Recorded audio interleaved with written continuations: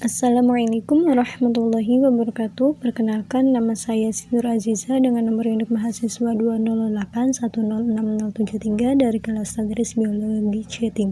Video ini dibuat untuk memenuhi tugas mata kuliah Struktur dan Perkembangan Hewan yang diampu oleh Ibu Sofatunada MPD. Judul dari jurnal yang saya review yaitu Evaluasi Kualitas Hidup Pasien Parkinson berdasarkan terapi berbasis levodopa oleh Yasinda Oktariza, Lia Amalia, Sobaryati, Media Kurniawati. Pendahuluan bahwa Parkinson merupakan penyakit degenerasi fungsi otak dan peringkat kedua yang paling banyak diderita setelah penyakit Alzheimer. Penyakit Parkinson disebabkan oleh adanya penurunan jumlah dopamin di otak yang berperan dalam mengendalikan gerakan akibat kerusakan sel saraf di substansi nigra praskompakta di batang otak, serta adanya agregasi protein abnormal berupa leibodies yang mengandung asetinolin. Levodopa telah menjadi pilihan utama dalam pengobatan penyakit Parkinson selama lebih dari 40 tahun, yang dimana levodopa itu merupakan golongan prekursor dopamin yang dapat menembus sawar darah otak dan kemudian dikonversi menjadi dopamin di periferal oleh enzim aromatik. Metode yang digunakan dalam penelitian ini merupakan penelitian analitik observasional yang menggunakan rancangan potong lintang yang dilakukan secara konkuren pada pasien Parkinson rawat jalan.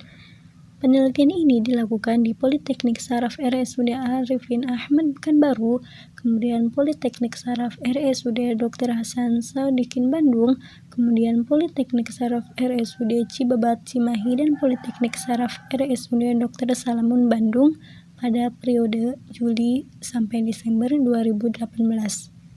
Subjek penelitian diambil dengan metode consecutive sampling.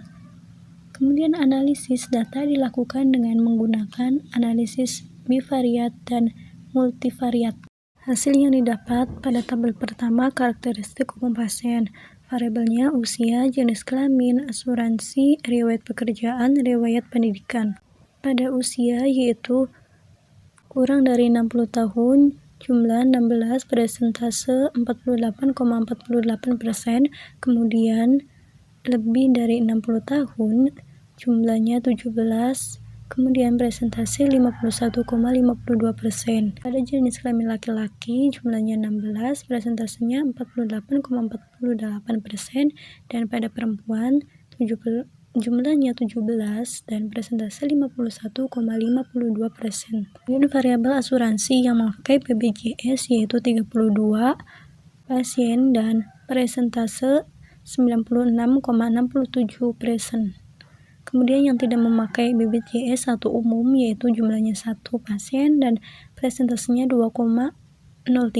Pada riwayat pekerjaan yang bekerja yaitu jumlahnya 22 dan presentasinya 66,67, dan tidak bekerja yaitu jumlah pasiennya 11 dan presentase 32,33%.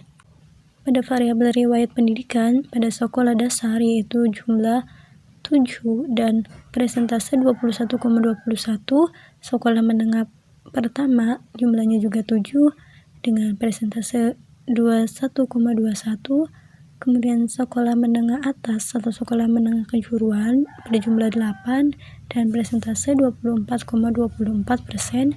Pada perguruan tinggi yaitu berjumlah 11 dan presentasenya 33,33%. Kemudian pada tabel kedua yaitu karakteristik kombinasi terapi. Kelompok terapi terdiri dari T1, T2, T3, dan T4. Kemudian kombinasi terapi pada T1 yaitu levodopa, benaziride, dan THF atau tridexiphenidil dengan rata-rata dosis levado yaitu 200 mg dan standar deviasinya kurang lebih 100, jumlahnya 3 dan persentase 9,10%. Kemudian pada T2 yaitu kombinasi terapinya levodopa, benzerazid, kemudian periperazol, dan THF dengan rata-rata dosis levado yaitu 187,50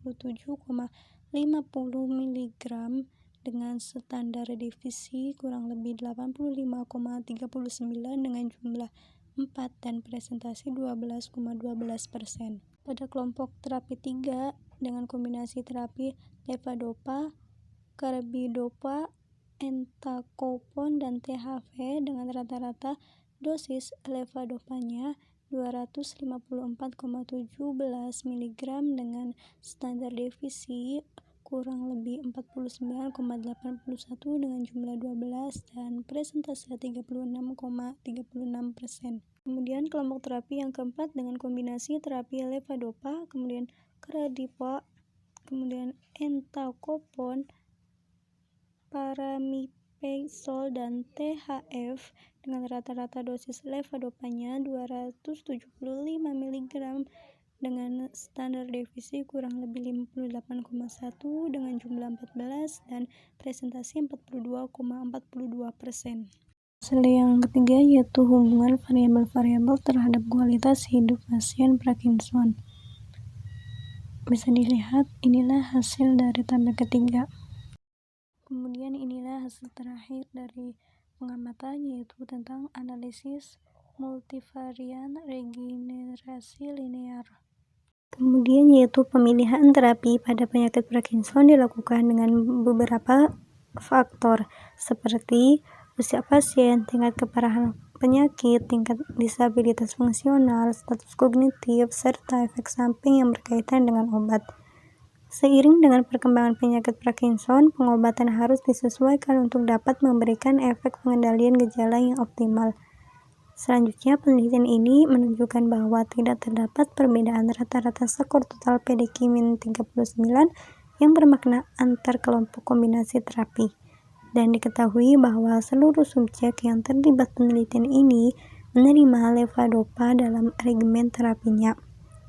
Kemudian, levodopa sendiri itu merupakan terapi standar yang telah lama digunakan sebagai pengobatan untuk penyakit Parkinson. Efek samping dopaminergik jangka pendek jarang terjadi dan biasanya akan hilang dengan sendirinya. Terapi jangka panjang levodopa dapat menyebabkan komplikasi motorik pada sebagian besar pasien. Kemudian, terdapat juga beberapa faktor yang dapat meningkatkan risiko komplikasi motorik, seperti pasien dengan usia yang lebih muda, dosis levodopa yang lebih tinggi, serta pasien berjenis kelamin perempuan. Faktor lain yang menjadi parameter dalam penelitian ini yaitu aktivitas olahraga, yang dimana aktivitas olahraga meliputi semua aktivitas fisik terencana yang bertujuan untuk menyehatkan tubuh seperti senam ringan, jalan-jalan santai, maupun cabang olahraga berat lain yang pernah dilakukan oleh pasien di masa lampau maupun saat ini. Kesimpulannya yaitu, jadi pemilihan terapi kombinasi levodopa tidak berpengaruh terhadap kualitas hidup pasien Parkinson. Kualitas hidup pasien Parkinson dapat dipengaruhi oleh adanya komplikasi motorik akibat penggunaan levodopa jangka panjang selama pengobatan. Kemudian kualitas hidup juga tidak dipengaruhi oleh aktivitas sosial. Kemudian kualitas hidup pasien Parkinson dipengaruhi secara independen oleh aktivitas olahraga, tingkat keparahan penyakit, dan komplikasi motorik. Pemberian terapi Parkinson dengan levodopa sebaiknya diikuti dengan aktivitas fisik terencana untuk memperbaiki kondisi klinis pasien sehingga dapat meningkatkan kualitas hidup. Cukup sekian pemaparan yang saya sampaikan. Terima kasih, kurang lebihnya mohon maaf. Wassalamualaikum warahmatullahi wabarakatuh.